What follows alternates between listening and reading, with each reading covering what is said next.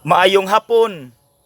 Sa ebanghelyo karon, has kang libuga sa mga Hudiyo kay dili nila makita ang tanan nga gisulti ni Jesus. Mao nang ilang mga pangutana, asa ka padulong? Kinsa nang amahan, asa man na siya? Kay ang gigamit din ni Jesus ang labaw sa unsay makita sa mga mata, ang iyang huna-huna og kasing-kasing.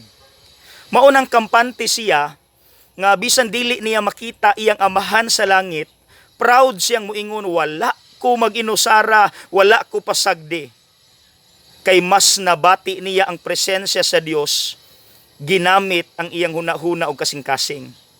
Mao nang tinuod ning giingon sa akong paboritong libro, The Little Prince, kini bitong giingon nga, it is only with the heart that one can see clearly. What is essential is invisible to the eye.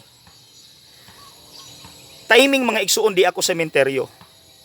Pero tanawa, napabamoy makita nga tao, wala na. Puros na lang lapida. Pero nganong kitang mga Pilipino, pinangga man nato ang atong mga mahal nga nangamatay. Tungod kay kadaanhin nato og pagpanagkot, mas mabati nato nga naa sila. Naggiya nato, nagampo para nato, naguban nato, bisan dili na nato sila makita sa atong mga mata. Lami paminawon ba nga kanang every time we pray, we ask them to pray for us. We can do that. Lo, niya anaan na magikadiha, iampo in town ko dinhe. Angkol, anak, ma, iampo mi dinhe. We can do that.